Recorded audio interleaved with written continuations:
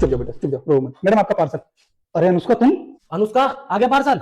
अरे भाई साहब एक सवाल था मेरे मन में, अगर आप बुरा ना माने पूछ लूं, ये बच्ची कौन है और इसे आप अपने साथ में लेकर क्यों घूम रहे हैं? बाहर इतनी ठंड पड़ रही है। अरे आप तो परेशान हो ही रहे हो इतनी ठंड में, लेकिन इस बच्ची को परेशान क्यों कर रहे हो? और इसकी माँ कहाँ है? इसकी माँ के पास छोड़ देते इसे। इसकी माँ नहीं है। नहीं है मतलब अपने मायके गई है या फिर कहीं घूमने गई है? इसकी माँ अब इस दुनिया में नहीं है।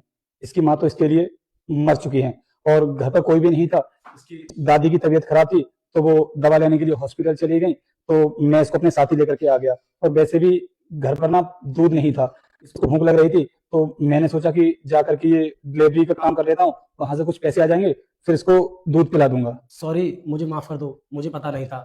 वैसे मेरे घर में दूध रखा हुआ है, गर्म करके ला दूं, आप बच्ची को पिला देना और आप थोड़ी देर बैठ जाना। नहीं नहीं, उसकी कोई जरूरत नहीं है। आप अपना ऑर्डर लीजिए और मुझे इसके पैसे दे दीजिए, मैं चलता हूँ। अरे पैसे तो मैं दे दूंगा, लेकिन इंसानियत भी कोई चीज होती है। और वैसे भी बच्ची को भूख लग रही है, मैं अभी दूध गर्म करके ला देता हूँ, आप बैठ जाइए। अरे आप इतना सोच के आ रहे हो, अंदर आकर बैठ जाओ। चलो ठीक है।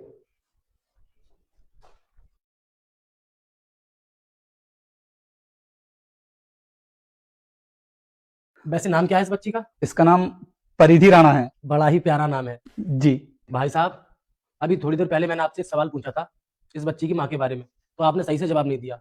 मैं आपसे ये जानना चाहता हूँ कि इसकी माँ के साथ क्या हुआ, वो कहीं चली गई या उनके साथ कोई घटना हो गई? इसकी माँ हमें छोड़कर चली गई क्योंकि उसको ना हमारे साथ रहना नहीं था, क्योंकि उसको ना बाद में रियलाइज हुआ कि हमसे शादी करके उसने गलती कर दी थी। और जब हमारी बेटी हुई तो उसको हमारे साथ रहना नहीं था। हम दोनों ने साथ में ही कॉलेज किया था, एक साथ हम एक ही कॉलेज में पढ़ते थे। हम लोगों ने लव मैरिज की थी, वो भी हमसे प्यार करती थी और हम भी उससे प्यार करते थे। लेकिन हमारे माँ बाप ना हमारी शादी से खुश नहीं थे, तो हमने अपने माँ बाप के खिलाफ जाकर उससे शादी की थी। लेकिन हम उसके कभी कभी शौक मौज पूरे नहीं कर पाते थे, शायद इसी वजह से उसको बुरा लग गया और वो हमें छोड़कर चली गई।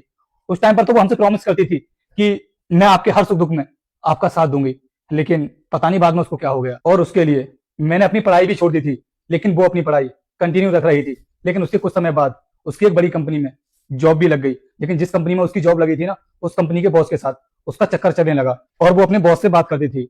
जब मैंने उससे ये सब करने के लिए मना किया तो उसने मुझसे साफ बोल दिया कि अब मैं तुम्हारे साथ नहीं रहूंगी, मैं उन्हीं के साथ रहूंगी।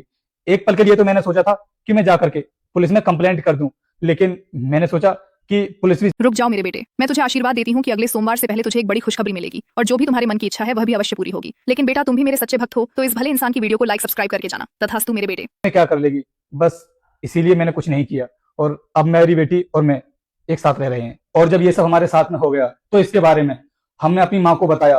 पहले तो हमारी माँ ने हमको बहुत सुनाया कि हमने तो तुझसे पहले ही मना किया था कि उस लड़की से शादी मत कर, लेकिन तूने हमारी बात नहीं मानी। लेकिन आप तो जानते ही हो, माँ तो माँ होती है। माँ ने हमारी दुख को समझा तो